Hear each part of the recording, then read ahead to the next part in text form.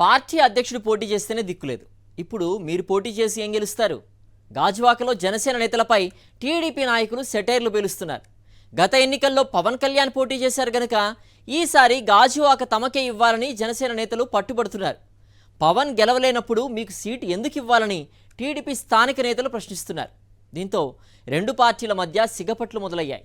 ఇంకా రాష్ట్రంలో సీట్ల సర్దుబాటు మొదలు కాకముందే గాజువాకలో గలాటా మొదలైంది. అసలు అక్కడ ఏం జరుగుతుందో చూద్దాం. 2019 అసెంబ్లీ ఎన్నికల్లో ఉమ్మడి పశ్చిమ గోదావరి జిల్లా భీమవరం, ఉమ్మడి విశాఖ జిల్లా గాజువాక నియోజకవర్గాల నుంచి పోటీ చేసిన జనసేన అధినేత పవన్ కళ్యాణ్ 2 చోట్ల ఓడిపోయి రికార్డు సృష్టించారు. గత ఎన్నికల్లో గాజువాక నుంచి టీడీపీ తరపున పల్లా శ్రీనివాస్ పోటీ చేశారు. అయితే పవన్ కళ్యాణ్తో చంద్రబాబుకు కుదిరిన చీకటి ఒప్పందం ప్రకారం గాజువాకలో సొంత పార్టీ అభ్యర్థికే చంద్రబాబు ప్రచారం చేయలేదు. పక్క నియోజకవర్గంలో ప్రచారం చేసి పవన్ పోటీ చేస్తున్న గాజువాకలో టీడీపీ ప్రచారం చేయకుండా వెనుదిరిగింది. గత ఎన్నికల్లో తమ అధ్యక్షుడు పవన్ కళ్యాణ్ పోటీ చేసి ఓడిపోయారు కాబట్టి జనసేన టీడీపీ పొత్తులో భాగంగా ఈసారి గాజువాక తమకే కేటాయించాలని జనసేన నాయకులు కోరుతున్నారు. జనసేన తరపున పోటీ చేయడానికి కోన తాతారావు సిద్ధమవుతున్నారు.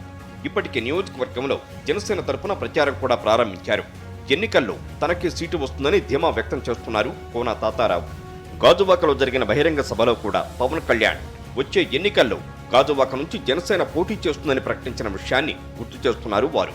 మొదటి నుంచి పార్టీని నమ్ముకొని రాజకీయం చేస్తున్నామని, అవకాశవాద రాజకీయాల కోసం తానేమీ పార్టీలోకి కొత్తగా రాలేదంటున్నారు. నమ్మిన పార్టీని వెన్నుపోటు పొడిచి పదవులు అనుభవించిన వంశీకృష్ణ శ్రీనివాస్ యాదవ్ లాగా తమ నాయకుడు జనసేనలోకి రాలేదని కోన తాతారావు అనుచరులు గుర్తు చేస్తున్నారు. ఇలా ఉంటే తెలుగుదేశం పార్టీ నేతలు కూడా గాజువాకలో పోటీ చేయాల్సిందే అంటున్నారు. గత ఎన్నికల్లో టీడీపీ తరపున పల్లా శ్రీనివాస్ పోటీ చేసినప్పటికీ కేడర్ మొత్తం చంద్రబాబు ఆదేశాల మేరకు పవన్ కళ్యాణ్ కు మద్దతు తెలిపిందని చెబుతున్నారు.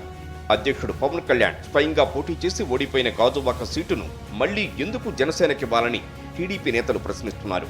ఇదే స్థానం నుంచి గతంలో ఎమ్మెల్యేగా గెలిచిన పల్లా శ్రీనివాస్ మరోసారి పోటీ చేయడానికి రెడీ అవుతున్నారు. జనసేనతో పోలిస్తే టీడీపీని ఇక్కడ బలంగా ఉందంటున్నారు. తమను కాదని జనసేనకు సీటు ఇచ్చినట్లయితే సహకరించేది లేదని టీడీపీ నేతలు అధిష్టానాన్ని హెచ్చరిస్తున్నారు.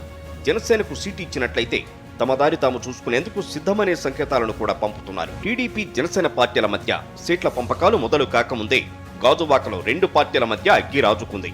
జనసేన అధ్యక్షుడికే గాజువాకలో దిక్కులేనప్పుడు మామూలు నాయకుడు పటిష్టమైన స్థితిలో ఉన్న వైఎస్ఆర్ కాంగ్రెస్ ను ఎదుర్కోగలడా అని టీడీపీ నేతలు ప్రశ్నిస్తున్నారు. మరి ఈ వివాదం ఎక్కడి దాకా వెడుతుందో చూడాలి.